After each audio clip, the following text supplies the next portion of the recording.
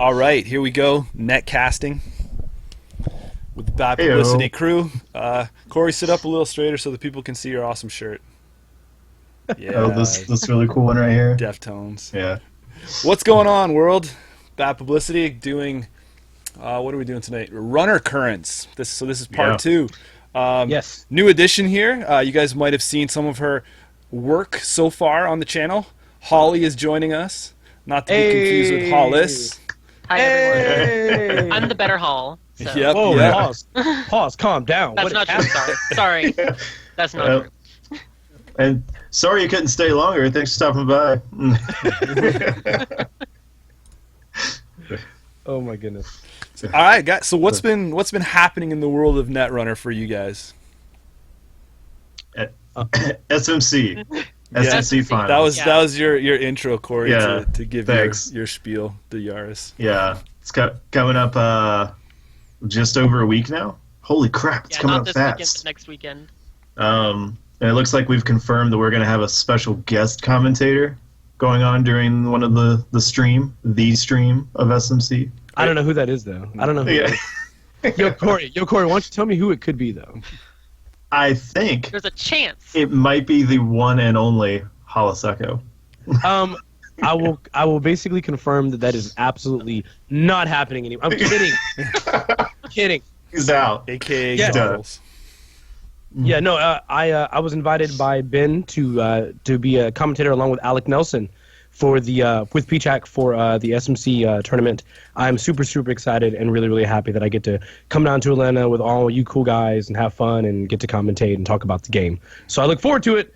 Hopefully I'm not too hype or a little too crazy. We'll find out when we get there. It should be a good time. And for those who don't know Alec, who's going to be your partner in crime, he's our current reigning champ when we did our Friday Night Fights streaming, and he's going to be kicking off when we start doing like our sealed streams and stuff like that. Yeah, that needs to come back really soon. He's been current champ by default. But that's the strategy. If you don't play anybody else, you can't lose it, right? So he's good. It's good. But yeah. So if you live in the Southeast area or feel like making a road trip, you should look it up. The event's posted like everywhere, and Netrunner Dorks now, I guess is a good name. Whatever. Yeah, that's it's a on podcast StemHack. episode in itself right there. Yeah. But look it up, check it out. Did administration fees go up or down from last year? Like was Hollis cheaper or more expensive to get? Yeah. I would say cheaper, only because they already bought me a steak dinner and that's all I really required. Is that your rider? Yeah. That's it. He's got his own hotel room. It's all set up. No, he sleeps in gigabytes. It's free, man. You can't do better than free, right? Yeah. It's gonna be a good time. I'm really looking forward to it. And for everybody up north, we got Canadian Nationals this Saturday, so 2 days away. Jameson, are you ready? Yeah. For your Nationals? Oh, there you go. That's what I wanted to hear, my boy. That's what I wanted to hear. And you finally stopped trying to bring Adam, right? Don't. Kick me when I'm down. Is that a thing that I? Yes. Well, basically, I play Adam every big tournament, and his corpse decks do great. My corpse. Yeah. Oh man. Adam doesn't have the luck or ability to partake in a national right now. Yeah, currently. Hopefully things will change as he gets his one card coming in this cycle, surely. Sure. Yeah. Hollis, do you have anything else to say before we get into this? I'm done getting my boy kicked around.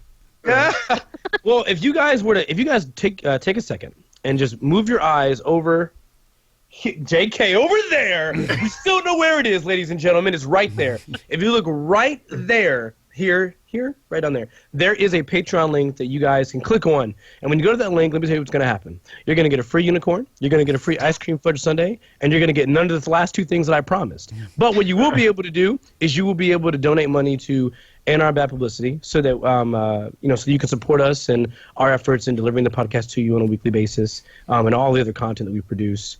To anyone that's currently donating and supporting us, we really, really appreciate it. If you're not giving us any cash at all, the fact that you even write to us and say, "Hey, I appreciate the content. I appreciate what you guys are doing." I said appreciate.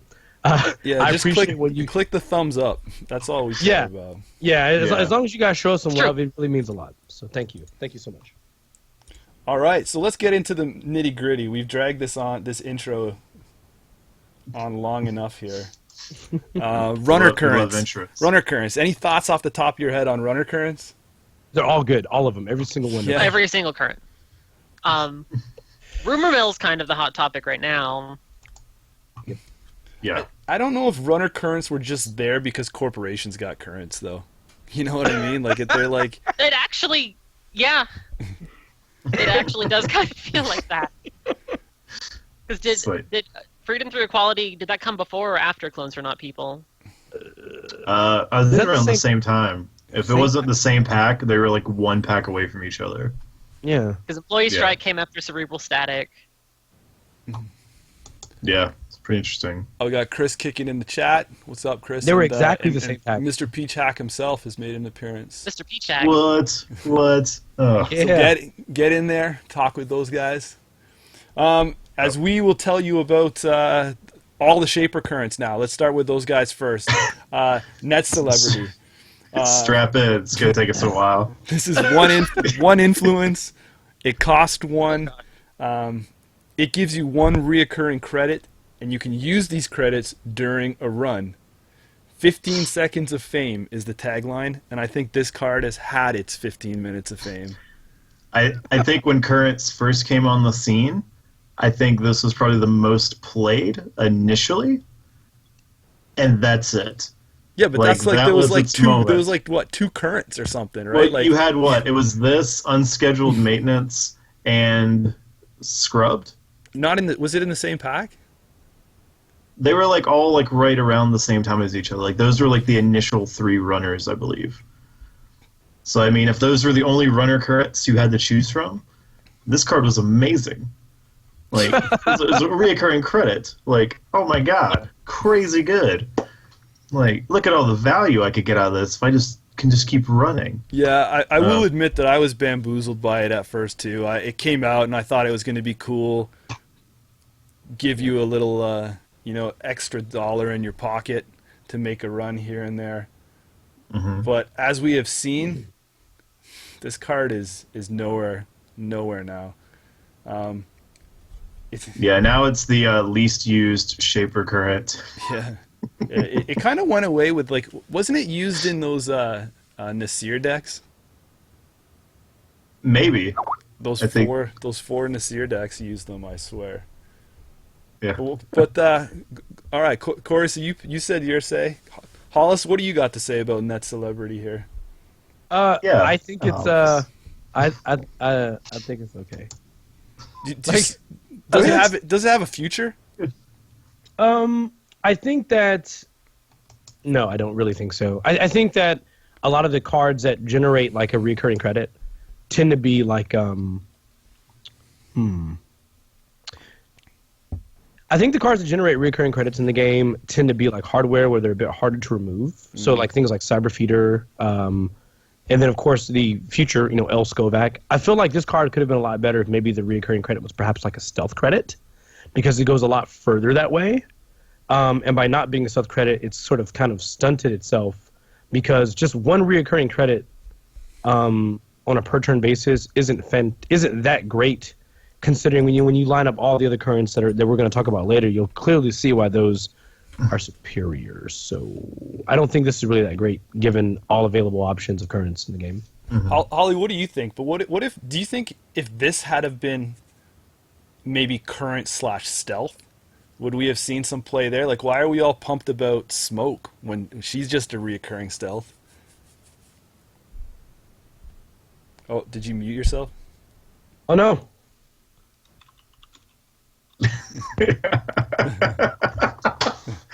Yes. Yeah. No, we can't hear you. No, we still can hear How about you. now?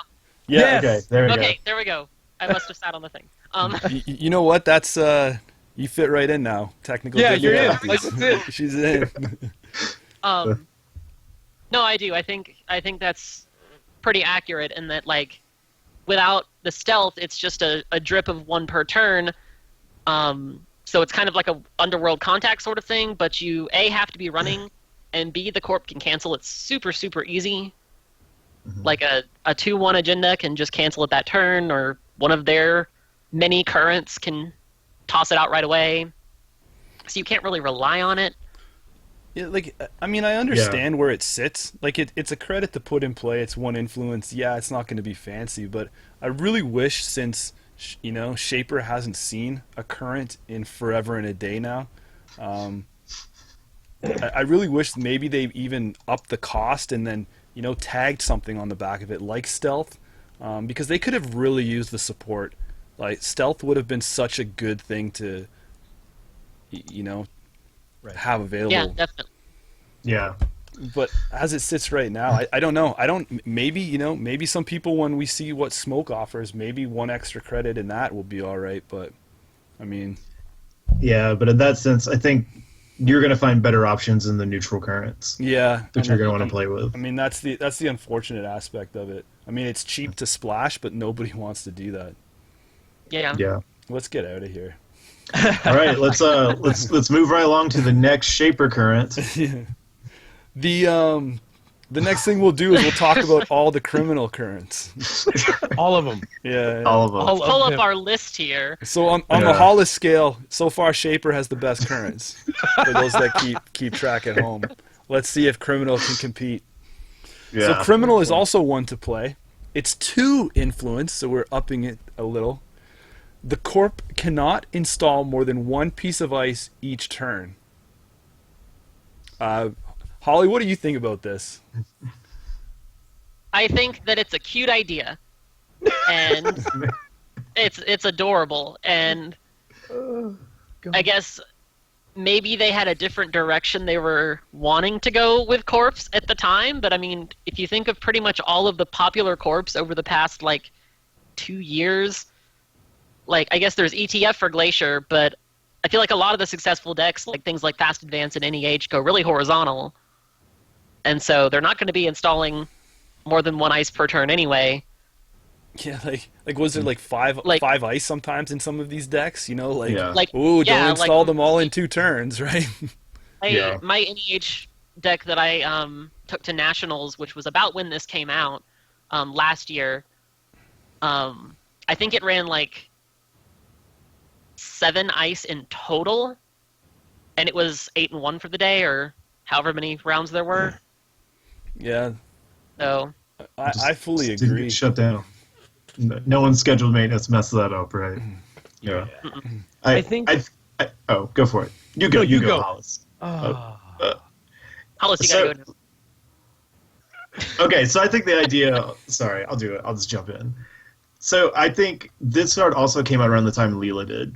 And so I think some of the thought process was like, man, if you can get Leela to snowball really hard and just lift up like 2 pieces of ice and then unscheduled maintenance, it'll be like, bam, now you can't spend your turn filling back up your servers and I'm in there. Like, I've got my opening. And that was like the gimmick with this current, like when it came out. And it never really got used to do that because that's such a small like timing window, or you have to have like all these things line up to sort of make it effective, and at the end of the day, is it that effective? You know, is this just doesn't make a deck slot. And yeah, like I fully agree about the Leela stuff. I was gonna say, like, we've only seen some people test it out in there or experiment with this card in there.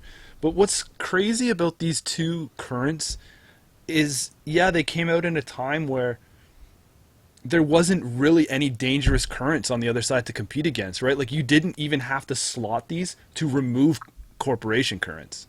Mm-hmm. There was no reason to put these cards in your deck at all. Right. Right, Hollis? Back me up. Yeah, I mean, the unfortunate.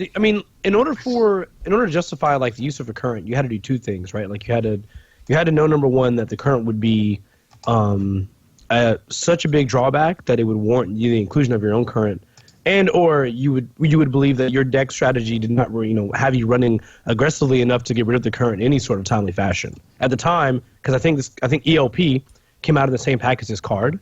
So like, sure, ELP is really good, but the question was, if I'm playing Criminal, which it was already sort of on the decline at that point, if I'm playing Criminal, can I justify the inclusion of a card that may only be useful turn one, sort of, kind of, and then after that it basically falls off? And that's pretty much the problem I have. And Chris makes a good point. Like, I always like to look at influence as sort of kind of doing two things. One, pushing the thematics of like how a card fits into a faction, and two, using it as a means to determine, hey, out of faction this card is really good, or it's less impactful, it's low impact, so it's fine to be everywhere. And so I can't understand why this card is 2 influence, but like Net Celebrity is 1. Because Net Celebrity is clearly like more useful, it seems, than this card. But this card is more like, I guess my question would be, what broken strategy did they find, or did they assume would happen that would require this card to be worth more? Yeah. Granted, it could be nothing. The only thing I can think of as far as that goes is if they thought Anarchs were going to run Ice Destruction. Maybe. Like, yeah, that is the only thing I can think of. Or False Echo decks even, I guess, would be nuts. Maybe? Like, I don't know. Like, maybe? Spags in chat said basically what I said off the air before we started here is currents were mainly introduced as the corp card. Runners are so weak that they are mainly meant as counterspells for them. I believe that. Yeah. 100%. Yeah, absolutely. Yeah. Yeah. I really do believe an interesting point to think about, if you look at the future of unscheduled maintenance, is do you think we could see something in Con? Right? No. Like, if her stuff is about de-resing, like we got to see what the other breaker Her suites stuff- flush out, but like Her like stuff the is about gimmicks. de-resing, but there has to be other ice for her to use her ability too. Yeah. Like, Yeah. I think still she's going to lean towards neutral. If she's going to use currents, I think there's better options in the neutral faction. Yeah, I'm just opening it up for discussion. I'm trying to save this card here. I'm trying to save it. I've been trying to save Con, and Yeah. Who knows what the future holds for criminal currents? They have nowhere to go but up. So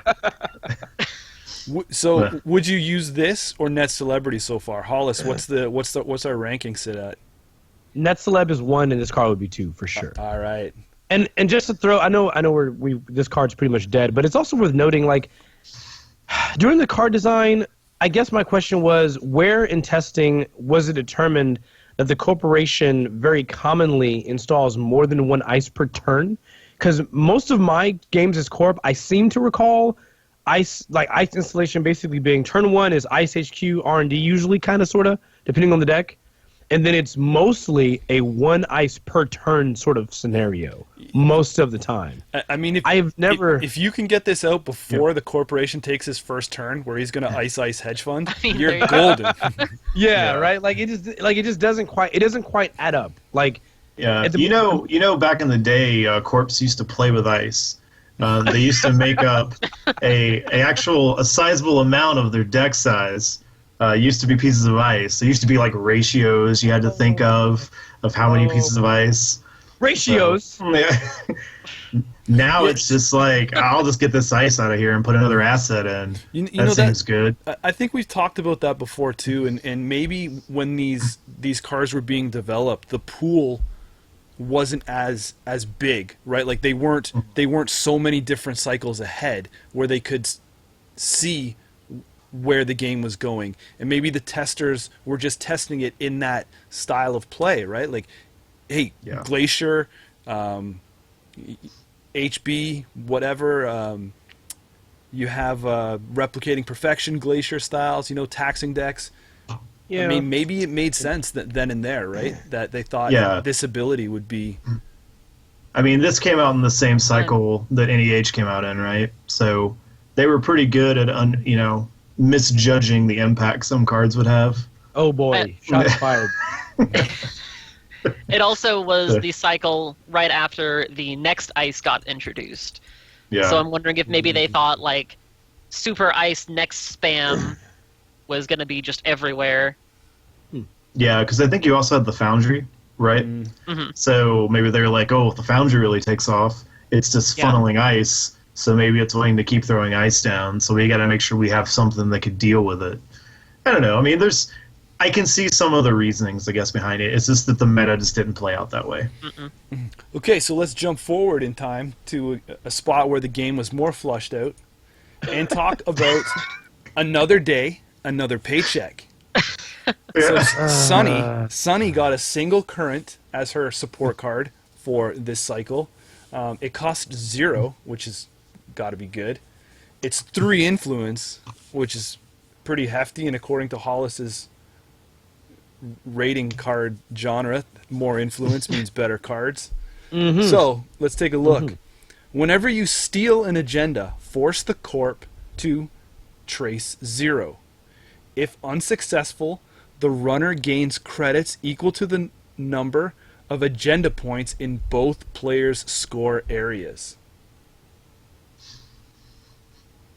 So it's worth noting that Sunny has as many currents as Criminal and Shaper. Oh boy, and it's a mini. Yeah, okay. Well, it has like a sixth of the card pool, but okay, got it. Yes. So this is interesting current, and I don't think it's really existed long enough to really see if it's gonna see play or how well it does in play, but it's interesting.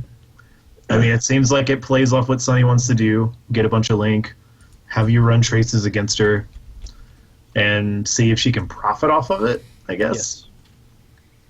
But it only triggers, when you steal an agenda. So I'm just wondering, like, how many times do you actually get this to fire? I think, like, personally thinking about it, I think it's like what Spag said earlier, where runner currents were kind of a counterspell. And it's free. Because the idea that I'm thinking of, like the dream scenario, is you think the corp is going to score soon, and they've got their current out, and so in hopes of stopping that or whatever, or if you think you're going to be able to get an agenda this turn, then you can counter. I don't know. Yeah, I had a train here, and it's you gone. clear it, run, gotcha. I knew it was an agenda all along. Steal it, and then make like $5 maybe. Let's go with the hypothetical. Sure, maybe five credits. So is that what it is? Man. You think that Power turn. So is dream situation then, like, is this the card you need to play when you're at 4 points, corporation's at 6, right? You play it, run, steal an agenda, you win the trace, you get all that money, and then you run R&D and top deck an agenda. Yes, yeah. This is like not even. just put. Listen, if this is in your box, it's where it needs to be. Just leave it there. It's true. And don't move it. Okay, Just talk about it like this. Can this be used anywhere else other than Sunny? No. 3 influence. Yeah, that 3 influence is tough. It's tough to spot. If it was 1 influence, I could see putting it in like a Nexus Kate or like a really link heavy deck. But it's 3. Yeah. It's like in this whole trace meta, or this whole, like, all these traces going on with NBN now, is it even worth it? Do you think you can outlink the corp? Okay. I'm not going to use my real talk here, but I'm just going to give straight facts. So here's the thing, like, don't waste it so early. Yeah, right. You can if you have a super link focused deck, which is pretty much all Sunny decks I've seen, right? Undercover, whatever that card, I can't remember the name of it. Underworld Contact, data. Little known card. Man, I don't know any cards anymore. Underworld Contacts and whatever the other card is against data folding. Data folding, like if you're doing that, number one, your deck's already slow. So sure, like, you're gonna have a build up already. Ideally, if your opponent is at 6 and you were to score, I don't know, a 3-pointer, that means that you can gain 9. But the problem here is it's not just a straight you gain 9, right? Because that would imply your opponent's at 6, and then you gain 3 from stealing a 3-pointer. It's you gain 9, but there's still a trace that the corp can choose to push money into, so you may not even gain the 9. So even though the current costs 0, the fact remains is that this little unique, very odd, and really weirdly timed ability still has an out on the corp side. If their economy is better than yours, they can still say, you know what, I'll pay 5, so like you only gain you gain nothing. In the middle of the game, I pay 5 and you literally gain 0 credits for scoring in it, like whatever, I don't care. Like and that to me is a problem. It would be different if this was just a straight you gain X money. The trace to me is what kills it. Why even have a trace for this? Because I think if you were to take away this trace and just said the runner gains at 3 influence in a mini faction for an underrepresented faction, if you had just said that runner gains money equal to the number of agenda points in both runner's score area, it would be irrelevant. Like, it would still be like, early game doesn't really do much, super late game, it helps a lot, but there's a lot of other cards, Temujin Contract, Liberated Accounts, that also are really good to gain money like in a big burst. So I don't like it. It's not good. Okay. Yeah. It's too flashy. That's pretty much it. Do you think the trick is to get it early and then try or late game? Like, are you waiting for agendas to pop up, or are you hoping that you can keep it on the board and make maybe 2 credits a steal? Yeah, I mean, I think you want it late game because if you put out early, then the corp scores, and then it gets rid of it. Mm-hmm. So it's like, oh, I can make more money if I play another one of these, but now they've gotten rid of the one that I've played. I really want to say one of the ideas behind it was probably less to gain you money and more to make the corp spend money, but it's such just a 5-credit hit. If it's a ETF deck, a 5-credit hit is going to be a mild inconvenience, especially at the point of the game where it would actually get you a serious amount of money. Right. So, and then against the decks that that might actually hurt, then. Yeah. At that point, it's how much do they care about giving you 6 credits when they would have to spend 5? So. Yeah. But I don't know. I feel like that was the idea of it. It's basically a win every time, though, right? No matter what the corp pays, because if unsuccessful, the runner gains credits. So it's if the corp spends 1, you don't have to do anything, right? Right. It's interesting. I don't know, and it's one of those two. Maybe someone will come up with a really clever way to use this card, and maybe there's some other pieces that'll come out that might take advantage of this or make it where it's worth splashing. But I'm gonna go to my old faithful. There's better options in the neutral currents that Sunny can play with. Yeah, for sure. Is this the card Sunny needed?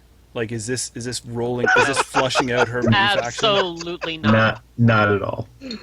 Oh boy. So I'm hoping this doesn't set the tone for what we're going to get for the other mini factions. So I'm gonna So basically, what we're saying here is all this card is basically doing is maybe gaining you a couple credits or wiping off another current if currents become too crazy.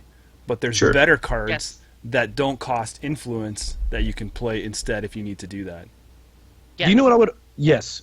You know what I would have liked to see? And granted, I'm not a card drawing designer. A sure gamble instead of this. Yes. Or are you making more money? Or how about an economy card that pays me equal to the amount of link that I have? Whoa. So that actually inherently building a Sunny deck that uses Security Nexus actually gains me money. The actual purpose of running Sunny with 2 link is that I have an economy card that says, do you have 6 link? Look at that. That's a lot of effort and a lot of card slots. I guess you deserve to gain 6 credits right now. That's a good idea, Yeah, Hollis. that is a good idea, actually. Good luck at Worlds. Yeah, I was just going to say that too. Getting your design card. Because Sunny starts with 2 link, right? Yes. Yeah, so basically the corp is going to have to at least spend 2 to match it right away. So that way it's not... Right. Yeah. Yeah. Are we...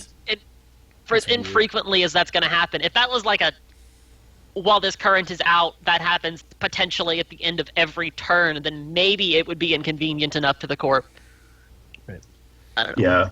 All right, let's roll on. Hollis, let's Hollis, go. take us on the scale. Where is this ranking? Right now? Yeah. Is this? This is actually below. This is actually below. I think. Oh no, I don't even know. Is it worse than unscheduled maintenance? I don't. That's what I'm trying to think of. I don't think it's worse than unscheduled maintenance. Yeah, I don't think it's worse, but it's pretty. It's right on par. Because this is at least Yeah. free.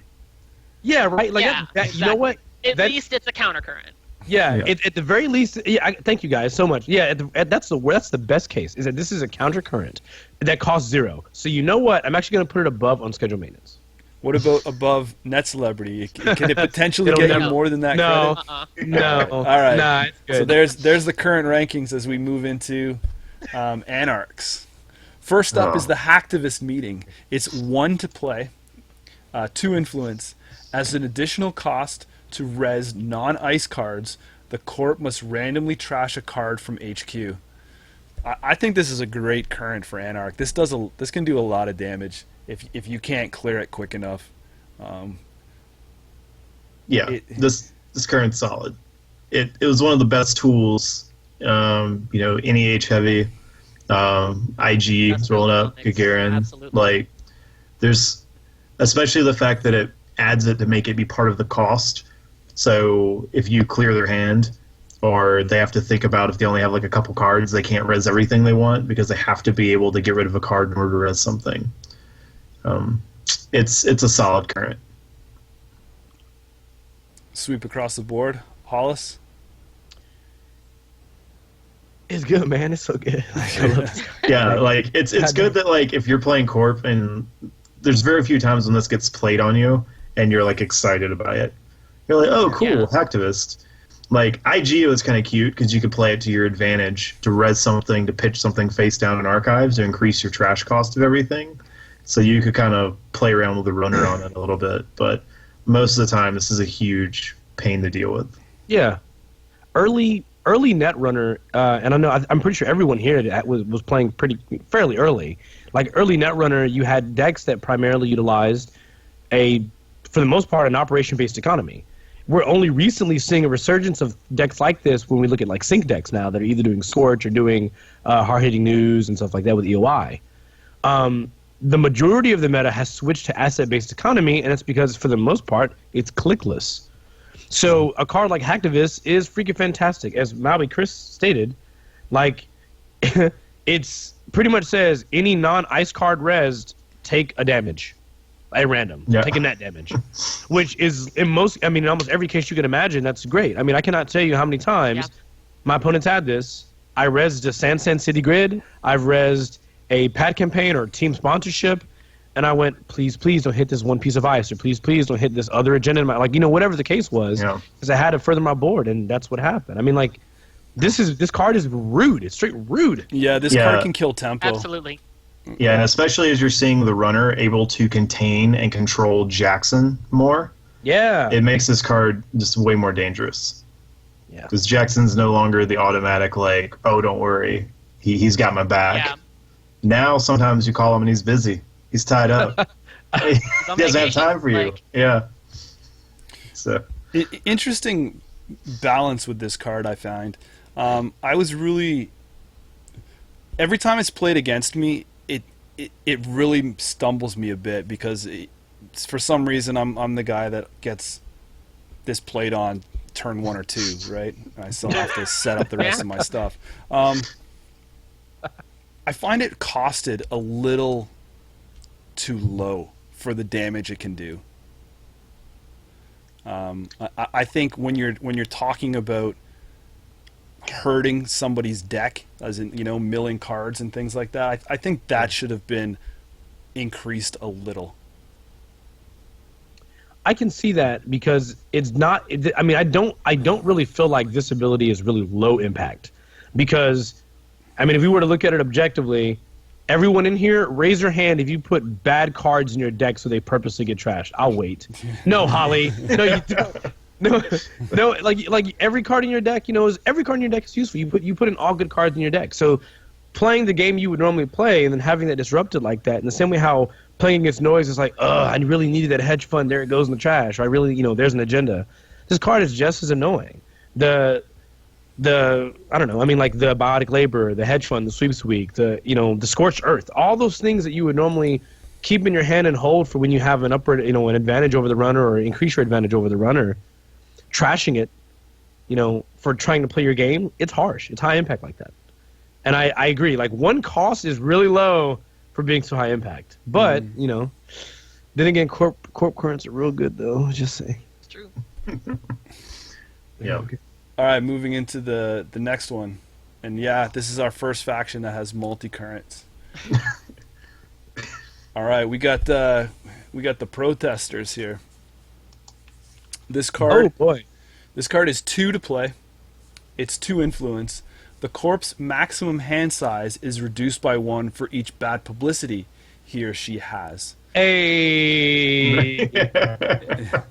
Yeah, so I don't know if you guys have seen some of these in the Valencia decks, and this is kind of her current, right? And as it just lays on some bad pub. I love this current. This is my if I make jank decks on the side, I always come back to an itinerant protesters deck and just try to figure out the quickest way I can layer on bad pub and just lock the hand of the corp. And it feels so good. It's so good. It's cool. But it's also can be one of those cards that can be a massive negative play experience if you're trying to play and you're loaded up with bad pub and then your hand size is 0 or 1 and you're trying to hang in there. But it's cool. You definitely have to build focused around it, and you have to find ways to keep this current active, and you have to be able to load on bad pub or just do enough to where it's a problem for the corp. Yeah. This is the monitor current. Yeah. Is it?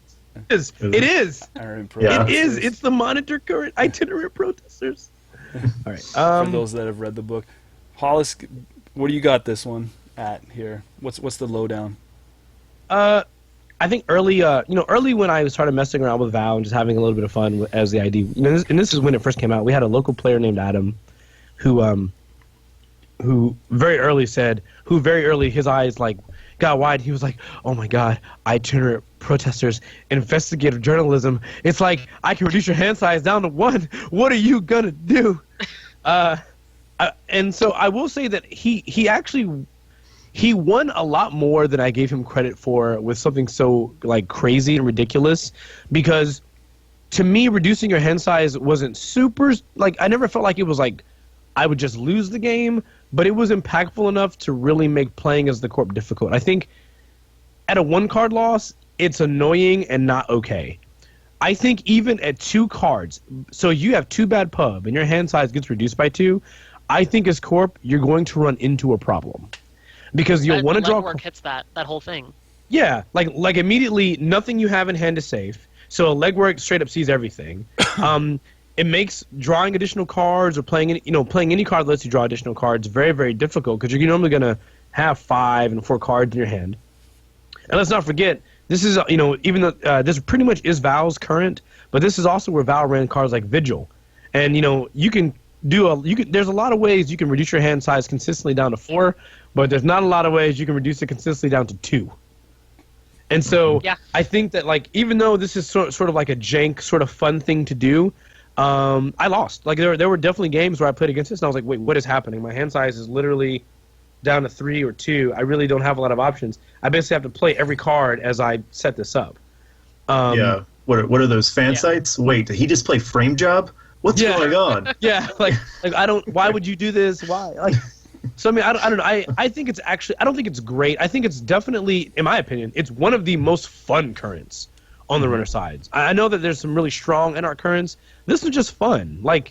Reducing my opponent's hand size is so annoying. I think this is one of the few currents that encourages a deck designed around it. It gives you a theme. And you're like, hey, I could build a deck that's themed to try to take advantage of this current and see what cool things I can do. And I don't think there's many currents that encourage that. There's currents that'll like accent and help out with something you're already doing in your deck, but there's very few that kind of demand to kind of like be the attention of the deck. But I think it's so narrow focused, right? Like most of the Bad Pub ones are in Anarch, and this is, you know, another current for Anarch. I mean, it's very thematic for them, right? But I mean, even at 2 influence there, I don't see it being taken out of faction anytime soon. No. Right. Holly, you got any thoughts on it? I don't really have anything beyond like what Hollis said. Like, it's something that, like you said, even at 2 Bad Pub, you know, it's not gonna. It doesn't at least feel like it's gonna lose you the game on its own, but like it puts you on the defensive as corp for sure, because then suddenly your choices have a lot less room for error, and the cards you ditch at the end of your turn, like, they have a lot less room for error, and you would just have to be a lot more conscious of how you're utilizing what you're drawing. Yeah, it's another card that's just going to mess with your tempo, right? Because it's going to cause you to go a little slower, but you want to go fast to clear it, right? What about playing with these cards is just to, you know, hopefully the corp has a current of their own, or that they can just pop an agenda quick. Yeah. All right. You guys have anything else on that one? No, I don't think so. I'm good. All right. Next up is the highly touted Rumor Mill. For 1 cost, 2 influence, the text box of each unique non-region asset and upgrade is blank. I hope I enunciated and gave enough accent for that region to show that that's bold. That's bold text on that card. So it's blank, so it gives you the ability to fill in whatever you would like those cards to do. It's just your canvas. Go crazy. Is that how that works? No, not at all. Okay, just but make sure. No. you can dream. Holly, what's the story with Rumor Mill? Is it lived up to the hype so far? Like, people were saying it was going to break the game. At least I've heard people saying that. And I don't think it's quite that severe, but I know it definitely hits a lot of it's huge impact against a lot of the popular decks. Like, you know, Food Coat's ETF is still huge, and it's always been that safe deck you can play, and suddenly this can completely nullify Caprice and Ash. So even like the Jackson effect aside and the Jackson control aside, being able to hit those two, or being able to hit a Marcus Batty that the corp might have wanted to really rely on for something, like, even then it's huge impact, and it's 1 credit. So it ruins my Palena hardcore. Like, sad times. And it's sad. 2 influence. It's not another day, another paycheck. It's 2 influence. Yeah. Ooh. So that can actually be put in other factions, and it's super good to do that. So I really like it. It's good. Cute. It's got Princess Face Kitten. Yeah. Well, that was the hype that I was talking about. Did it live up to the Princess Space Kid? What is this effect crap? Yeah. Oh man, it's and I think it's falling right where the Sky is Falling cards tend to land. Where it has some really great uses, and there's decks and stuff that it has great impact against, and there's some decks that this doesn't do anything. But if you get those matchups where it's good. Oh yeah. So it makes a difference. Hollis, what about you? What are you thinking about this? Is this card everywhere? Is this the new auto include? Is this like, let's be real, like, card is garbage though. No, I'm kidding. That's a lie. I lied. That's such a trademark move. I was about to say, like, do we need to fight right now? Like, you know, I like a card when I say, like, card's garbage, like, not playable. No, I totally agree with both of you. So, like, here's the deal. I'm gonna give you a mini story that happened in my local meta. You guys ready? Here it comes. Snuggle in. So we played a G&K where the pack had only been out for about a week, maybe a little bit. I mean, I think it just came out that week, and we had the G&K on the weekend, and we said, sure, let's just make it legal, so everybody can enjoy it. And we had a player that was playing, I believe he was playing IG, and he said to himself, "Oh, I got this. Like IG versus weird like criminal deck, a criminal deck, like easy mode. I got it. Like the game is GG." And so he said, "Install Jackson, draw two. I'll just throw away cards." And that criminal player, that was Andy, proceeded to say, "Click 1, Sure Gamble. Click 2, Rumor Mill. Click 3, Good Game." And that is what Rumor Mill does, ladies and gentlemen. That's what it does. Like, basically, I like the fact that it sort of hoses Jackson. I know maybe Chris or Spag made a joke that said that maybe the card doesn't impact enough cards. And while that might be a little true, it at the very least will always impact Jackson, which is fantastic. And not only that, it will impact a very specific archetype, which is just Glacier. So by Rumor Mill existing, it actually changes a unique nuance in the game. If you guys aren't aware of what that nuance is, like, you need to be aware of it now. This is the competitive side of me telling you now. I'm trying to help your game. Very often, the way Jackson has been played for the past, I don't know, forever, is that Jackson is used as a means to, right, get rid of the agendas, pitch the agendas, throw them back in your deck, and force a click loss from the runner in order to be able to manage this. This has always been super advantageous for the corp because, again, you're always for the most part, you're pretty much always going to be taxing that click and getting better card quality. It is now very dangerous to play this way because if you are drawing up and you are pitching agendas and you don't preemptively shuffle before they throw out that rumor mill, you're going to be just handing them free agendas. So the way you play Jackson, if you haven't already adjusted, you might want to consider it. You might want to consider preemptively playing your Jackson or using your Jacksons removed from game ability before your opponent takes their first click. Not every circumstance will require this. Just saying, might be a good idea. You might be helping yourself in most cases. I don't know. Am I wrong? I could be. I don't know. So you're saying we should all play with preemptive actions? No, preemptively.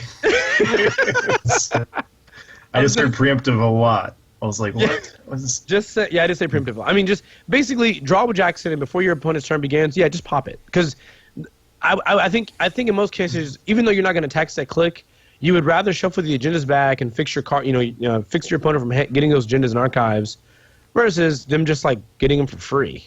Yeah. Like, why even risk that? Like, and I think that is one thing that the sky is falling thing did kind of end up true, is that just the existence of Rumor Mill forces you to do what Hollis is saying. It's like, just even if you're not running it in your deck at all for whatever reason, but let's say you're playing Anarch and for whatever reason you are running 3 Itinerant Protesters and no Rumor Mill because you love Itinerant Protesters so much, then the corp still has to play assuming you have one. Yep. Yeah. It's like an easier to use version of like Hades or whatever, because that was always the worry too. Like if you're playing, like, do they have the shard? Are they gonna pop it on their first click? Yeah. But now you have to act like even quicker, so you have to think. So now there's another card you have to worry about. It's just like, gone are the days of Jackson just chilling on the board, just hanging out, doing whatever he wants. His job got a lot more stressful. Is it still worth the corporation to play Jackson? Oh, absolutely. I hope so. Absolutely. Yeah. So you don't think this card scares Jackson out of decks? No, not right now. But I think you have to be smart how you play them, and I think you're gonna have to do a lot of get agendas out of hand, and in my turn, pop Jackson, shuffle the deck. I think right now, I completely agree. I think right now it's like you can't merit leaving him now because right now there's not as many, I should say, answers to being super flooded. Like if you're super flooded but you have a Jackson, at least you have that out. Now I know we have I think 1 or 2 operations coming up that are going to kind of fill the same role. So maybe when those come out and you can justify, ditching them one turn, hoping they don't hit archives, and then next turn playing, I can't even remember what it's called. There's a neutral 0 cost preemptive action. There you go. I'll just be quiet. No, you're good. You're good. See, I thought people were just all moving to disposable HQ. Like, which is also a great card. come on, get on this train, guys. It is a great card. I'm not gonna lie. I never thought about that card at all until I borrowed that deck of yours, and that thing got hit twice. Yes.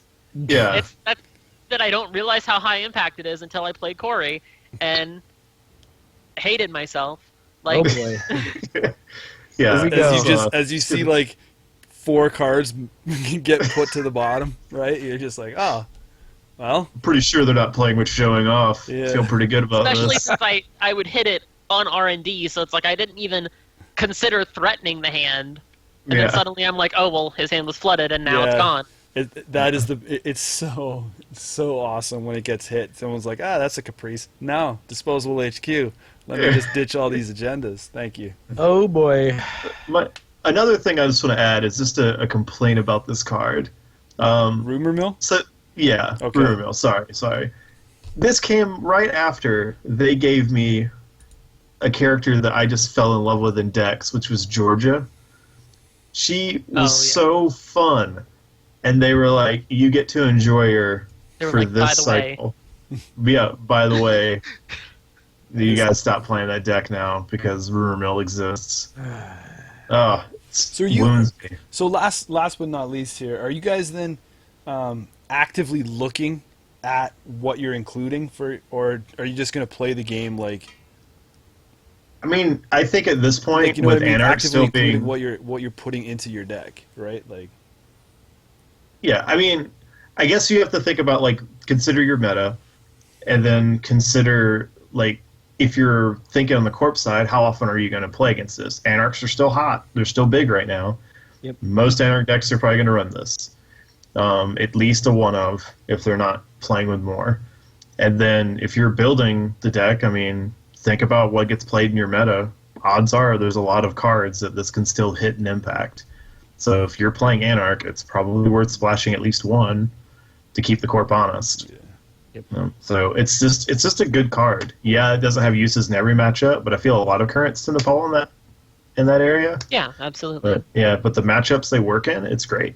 yeah, I think this is going to probably affect like 99% of the decks out there, Yeah, It should. Yeah, right? I mean, and I for think that it's like a checks and 1%, balances not everybody system. plays against me. So, Yeah.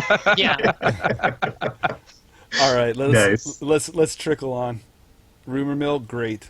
Wait, are Scrub. we still on Anarch currents? Oh yeah, Anarch What is the the current. actual? Anarch is the current faction. Yeah. Say it took us so long to get through Shaper and a Criminal. Yeah. God. All right. Scrubbed here. This is one of the first ones that came out for them. Cost of 2 influence. The first piece of ice encountered each turn has -2 strength for the remainder of the run. I think this is a great current. I thought it was great when it came out. It synergizes with a bunch of different Anarchs styles. A bunch of different Anarch IDs can use this. I just think there's real versatility here. Yeah, it's pretty good. Pretty good. It's very like classic style Anarch. Yeah. Like, Yeah. I like, for a absolutely while- agree with that. For a while, they got this whole like Faust thing going on, but it's like it very much is conducive to just like the whole ye olden days fixed strength breakers that I do love so very much, and the parasite synergy is super good, and I don't know, I like it a lot, but I'm also like a career Anarch, so Right. And now you've been playing Null a lot. Do you think this card makes the cut in Null, or do you think that's too much? Like you're overdoing the strength reduction? That's kind of tough to say at the moment, Okay. because I don't think I've played against a big enough variety of decks.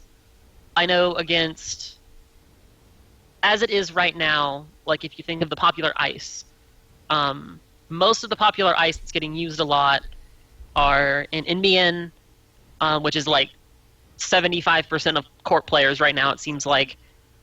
In some form or fashion, they're using like Quandary, Vanilla, maybe Wall of Static, just very low mid-strength ice. So against those, yeah, it's definitely overkill.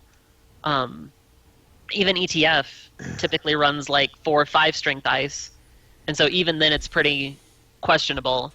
I think if we start seeing more glacier-ish decks pop up, which I know a lot of people have been really liking the recent HB ice coming out, so I think if we see more glacier decks coming up that maybe use higher strength things, then I think it could definitely see more use with Null. But honestly, just having played Null, like, I didn't realize how impactful the -2 strength on command would be. Yeah. And so, I mean, I could definitely see it being used in other non-Null Anarchs just for that, for maybe pulling fixed strength breakers back. And The interesting about this current is like the timing on it too, because it's the first piece of ice encountered each turn gets the -2 strength. So the corp also has some pretty easy ways they can play around it. Like if they put their piece of ice and they put something like really cheap and small in front of it, yes, well, you're going to hit that outer piece first as long as they res it, and then that the kit shuts struggle. off. Right, yeah, exactly. And then that uses Scrub's effect for the rest of the turn. So there's also a little bit of a game of like where do you go to make sure you're getting an effect out of the current. Mm-hmm. I think it's great. I'd love to see it used in Null, just to, you know, obviously that has to be flushed out a bit more. But I think using this current in Anarch is like the best of both worlds, because like we hinted at before with Rumor Mill, I think most people are assuming that you're going to be running Rumor Mill right now if you're running Anarch. So they're playing like you have Rumor Mill, popping those Jacksons early, so you're getting the benefit of it, but you're also now, you know, switched up your current. And I think with Null bringing those old style of Anarch back, we're seeing a bunch of little beefier ice come out in strength. So, I mean, it doesn't hurt. I don't think it hurts to take that gamble, because now you're forcing the corp to set up maybe ice in situations where they really didn't want to do that. Or you're just, you know, if you're the corporation, you're hoping that you draw ice in the order that you want to play it out to fight Scrubbed and to fight the, you know, the old school data sucker, parasite, ice destruction style of builds, right? So I really like Scrubbed, and I like it. I think it's its time to shine right now. Yeah. Hey, Hollis. Sorry. So what I think what's interesting about Scrub to me is like I try very hard to sort of kind of compare it to like Ice Carver, where Ice Carver is a resource. It costs 3, so only 1 more, but it stays in place sort of permanently. You know, of course, tagging will affect that. But it gives every piece of ice encountered a -1. So it's pretty much like when I look at Scrubbed is a focus like first piece of ice -2, and Ice Carver is every piece of ice encountered a -1. So when I try to compare that cost, Ice Carver looks, and also it, you know, Ice Carver does not get overridden by another current. You have to risk getting tagged, stuff like that.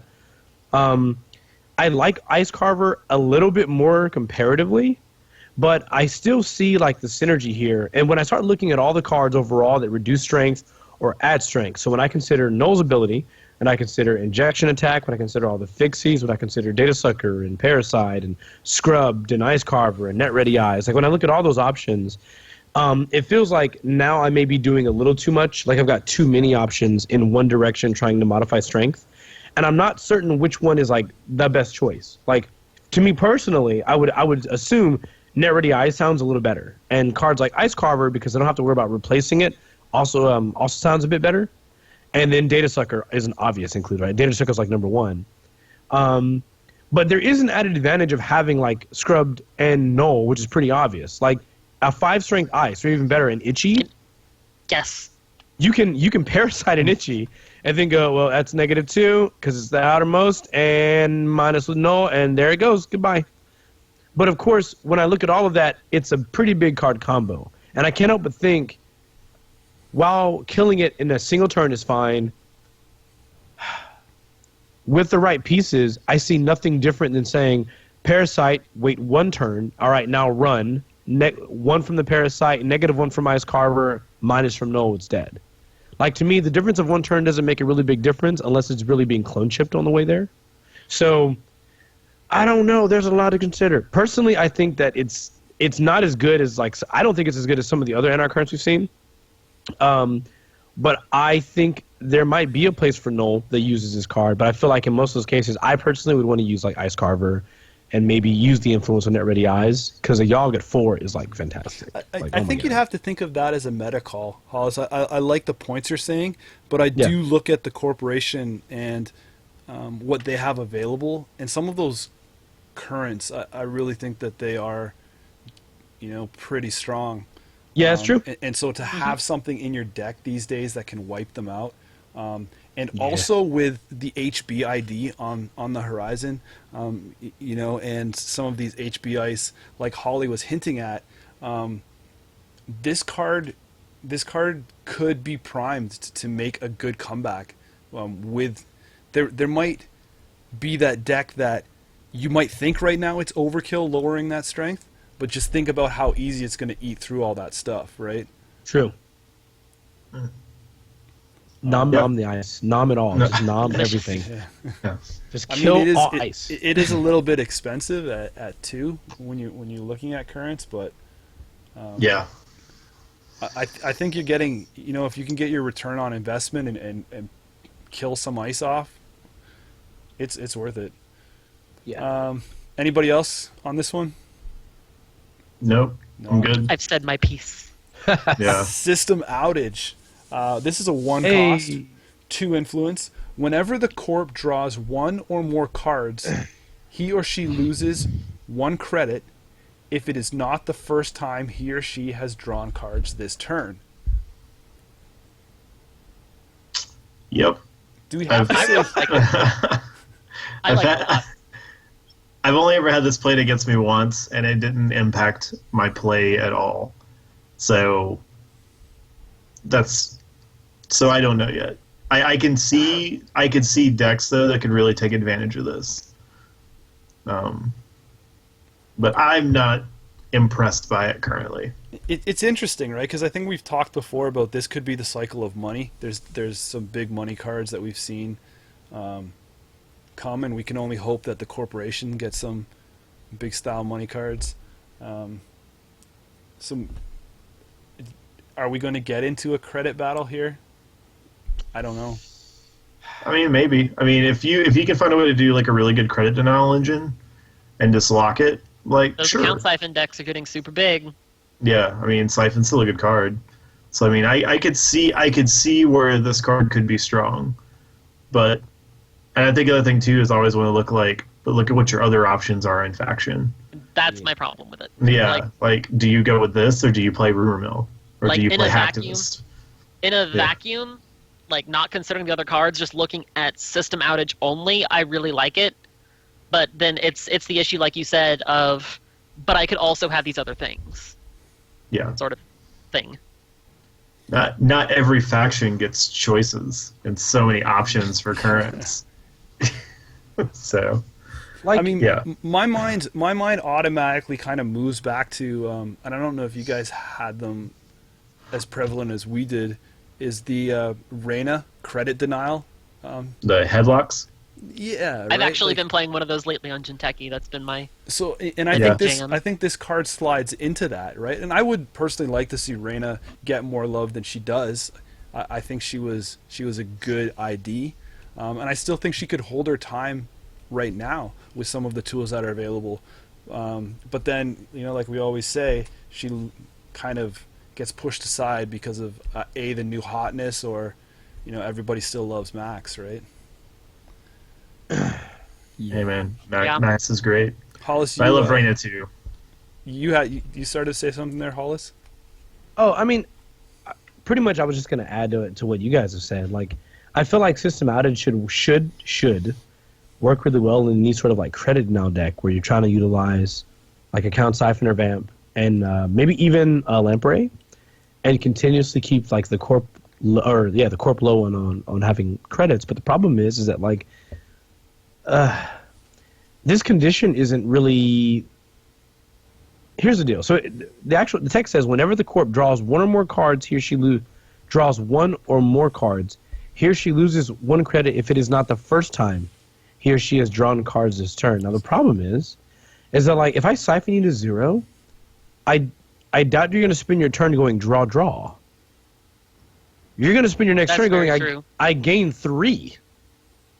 Which means that like this doesn't even continue punishing like the credit drop that you just suffered. Like cuz you're going to be in a hand of 5, you're going to draw to 6, and at 0 credits at a hand of 6, you're probably not going to go, let me just draw a card. Like that doesn't even sound like the most common occurrence. Like it sounds like you should gain money or install an asset and gain, like, you know, like something like that. So in those scenarios that I want this to be in a credit denial deck, it doesn't really work the way I want it to. Like if anything, it works when the corp is not low in credits, and personally, that's not a good enough reason for me to play this. Like I would want to punish you when you're already low and keep you there. Basically, you're down on the ground and you're bleeding, and I'm going to continue stabbing you. That is what I want. I do not want. Jeez. Sorry, I do not want can we to edit hear that out? Oh yeah, just edit that out. No, I do not want to hear that you can run a marathon and I just like kicked you in your heel. Like that's not that. I don't care about that. Like that's not as impactful. And that's why I see the same issue, where it's like, okay, so I can't really use credit now here. So I guess the best thing I can do is if I'm going to credit deny you and you're going to have to start dumping cards because you have to gain money instead, maybe it's fine to just play rumor mill, prevent you from jacksoning. Or maybe it's fine to make it so that all your asset econ you're trying to res makes you trash more cards in hand. Like, well, like I think, how much is the corp? Like, think of the top ways that the corp draws, right? Like we've seen, like Jackson Howard. But now are they leaving Jackson down on the board and trying to risk to res Jackson, draw two, then pop him quick? Yeah, I think this might be like a really bad jab at any age. And that's where I was going, because then what's the other way to draw cards is near Earth Hub. Yeah, I can see that. Mm-hmm. I can see that. Yeah, maybe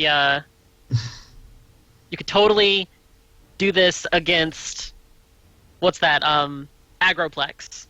There you go. Got him.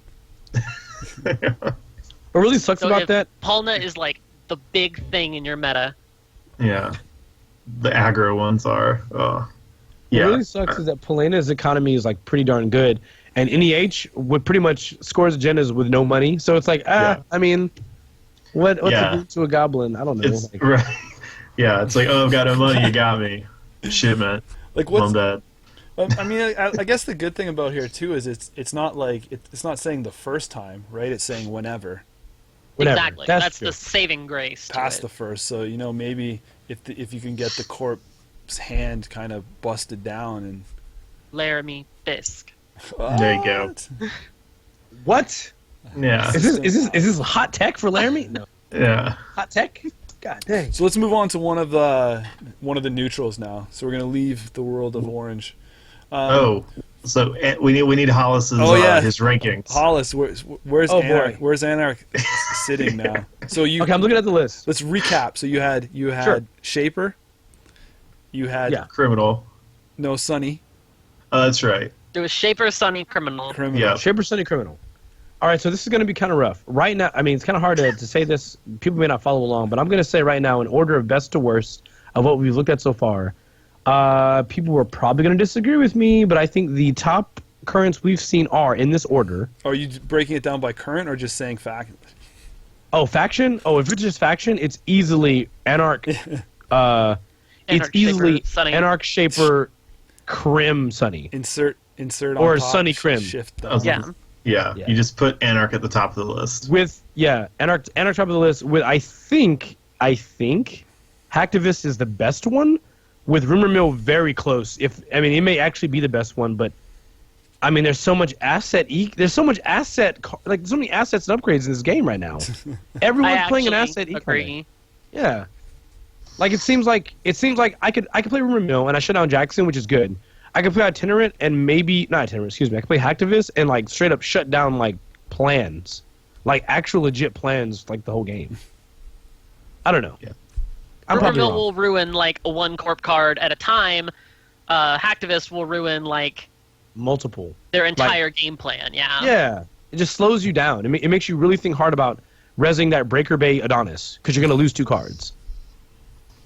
Freedom through equality. It's three to play. That's good transition, Hollis. Yeah. When you steal an agenda, add freedom through equality to your score area as an agenda worth 1 agenda point. Oh boy. 3 to play, no influence at all. I mean, you heard me preach this card from when it came out. I love it. I love this card. Yeah, it's solid.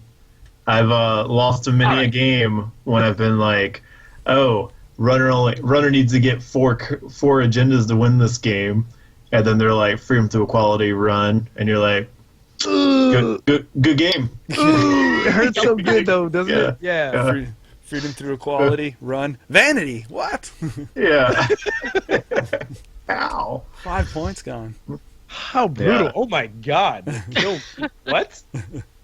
If you are the person out there that uses freedom through equality and scores of vanity at the same time, I'm just letting you know right now that was your most MVP thing you've ever done in your life. Yeah, you better hope it was on stream to catch it's it. when you hit government takeover with freedom through Rip, equality. like Netrunner. If you hit it with government takeover, that is the achievement unlock. Like move over Dan. Yeah, you got it. Just win the game. Like you've won Netrunner. God, it's so brutal. No, it's a great current. It's one of those, if you got a card slot and you want to get a current, even if you just play it as like a denial, it's a great option. See, I personally like it. I like 2 copies in some of the decks that I play. Regardless, that was mostly Adam, so take that with a grain of salt. But I've seen this in a lot of highly competitive decks running as a one-of. So it is out there. It is something to think about. It will do work for you if played properly. I mean, obviously, don't just throw it on the board and hope it sticks, because it sucks if they wipe it. Right. Yeah, and you saw this a lot in cameras decks too, because they could spy cam, and if they see an agenda on the top, they can just be like, "Oh, that's when I." Yeah, freedom, run R&D. Yeah, but I mean, at three cost, this is one of those high cost, high reward kind of cards, right? Where that's what currents are supposed to be balanced at. Yeah, I like it. Does anyone else have anything to add? I think it's great, and I don't think there's very much more to say about it. I love, cards that give you agenda points that aren't agendas.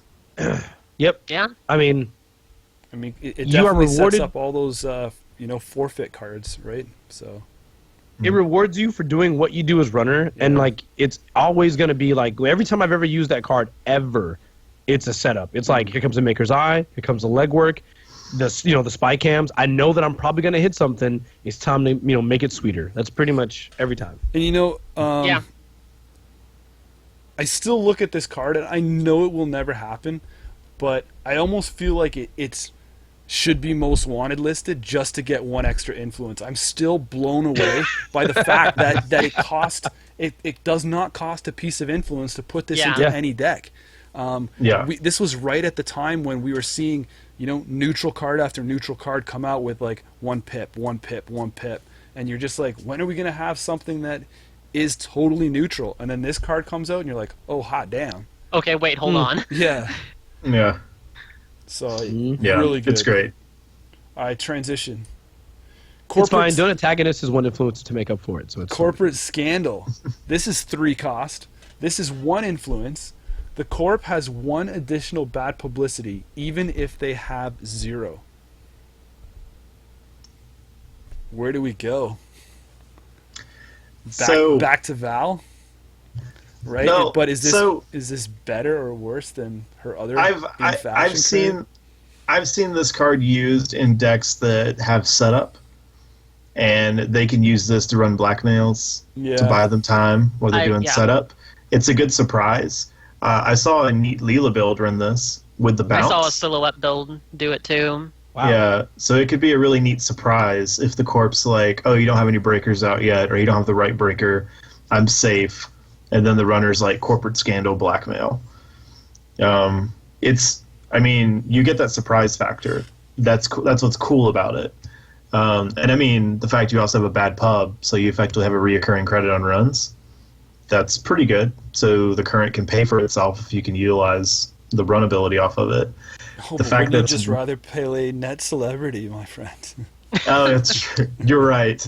That's celebrity, but it's also one of those like you're paying an influence for this, so you got to make sure you can get use out of it because it's eating out of that precious influence. Yeah, and I mean, I think bottom line here is the ability to surprise blackmail so quickly in a faction that doesn't start with any bad publicity, right? Like, obviously, you know, Val's gonna have blackmails in there somewhere, or but this one here just allows that element of surprise for a quick assault, like you said.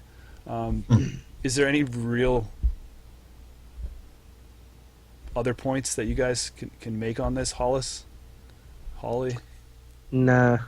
Not that's not already Yeah. been Right. said.